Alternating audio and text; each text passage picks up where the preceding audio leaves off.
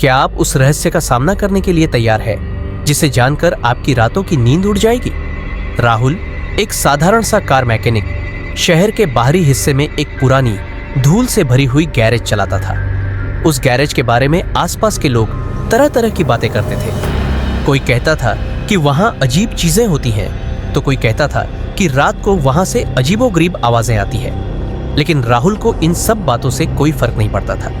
उसे सिर्फ अपने काम से मतलब था। एक दिन जब रात के अंधेरे में वह अकेले काम कर रहा था तो अचानक एक पुरानी टूटी फूटी कार गैरेज के दरवाजे पर आकर रुकी। राहुल ने कार की हालत देखी। वह कार बहुत पुरानी थी, जैसे बरसों से कहीं दबी पड़ी हो। उसे कोई शक हुआ, लेकिन उसने इसे नजरअंदाज कर दिया और कार को गैरेज के अंदर ले आया। जैसे ही उसने कार का बोनट खोला, अचानक गैरेज की सारी लाइटें झपकने लगी। राहुल ने सोचा कि यह बिजली की कोई समस्या होगी, लेकिन तभी उसे कार के अंदर से किसी के चलने की आवाज सुनाई दी। उसने ध्यान से देखा, पर वहां कोई नहीं था। उसका दिल तेजी से धड़कने लगा। उसने सोचा कि शायद थकावट की वजह से उसे ऐसा महसूस हो रहा होगा, लेकिन उसका शक जल्द ही डर में बदल गया। कार के अंदर का इंजन खुद ब खुद चलने लगा, जैसे किसी अदृश्य शक्ति ने उसे चालू कर दिया हो। राहुल के रोंगटे खड़े हो गए। उसने जल्दी से इंजन को बंद करने की कोशिश की, लेकिन कोई फायदा नहीं हुआ। इंजन जोर जोर से घूमने लगा और साथ ही कार के दरवाजे भी खुद से खुलने और बंद होने लगे। अब राहुल को यकीन हो गया था कि कुछ बहुत गलत हो रहा है। तभी अचानक कार की पिछली सीट पर धुएं का एक बादल सा बनने लगा और उसमें से एक परछाई उभर आई। वह एक आदमी की परछाई थी, जिसका चेहरा राहुल को साफ नहीं दिख रहा था। राहुल ने डरते हुए पीछे हटने की कोशिश की, लेकिन उसके पैर जैसे जमीन में जकड़ गए। परछाई धीरे धीरे उसकी ओर बढ़ने लगी। तुमने उसे छुआ, अब तुम्हें उसकी कीमत चुकानी होगी। एक धीमी गूंजती आवाज ने गैरेज में खामोशी को तोड़ा। राहुल कांपते हुए बोला, कौन हो तुम?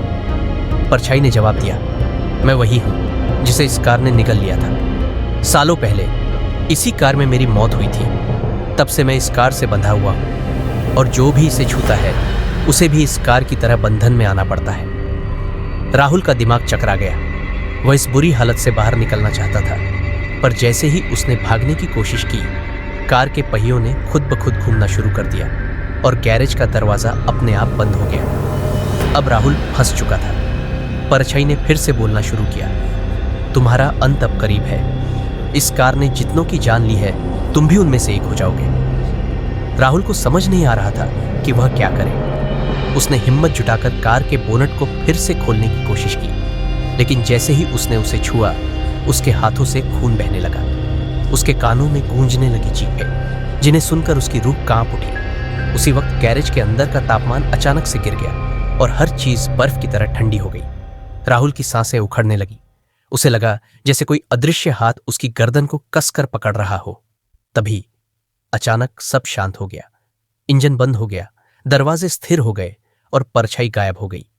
राहुल जमीन पर गिर पड़ा। उसकी सांसें तेजी से चल रही थीं, लेकिन उसे एहसास हो चुका था कि वह इस गैरेज में सुरक्षित नहीं है। उसने भागने का फैसला किया, लेकिन जैसे ही उसने दरवाजे की ओर कदम बढ़ाया, पीछे से फिर से वही आवाज आई, तुम यहां से जाओगे, लेकिन यह कार तुम्हारा पीछा कभी नहीं छोड़ेगी। राहुल ने भागते हुए गैरेज का दरवाजा खोला और अंधेरे में कहीं दूर भाग गया। लेकिन वह जानता था कि वह चाहे जितनी भी कोशिश कर ले, उस भूतिया कार और उसकी आत्मा से कभी नहीं बच पाएगा। क्या आप जानना चाहते हैं कि राहुल का अगला कदम क्या होगा? हमारे चैनल को सब्सक्राइब करें और इस कहानी के दूसरे भाग का इंतजार करें। धन्यवाद।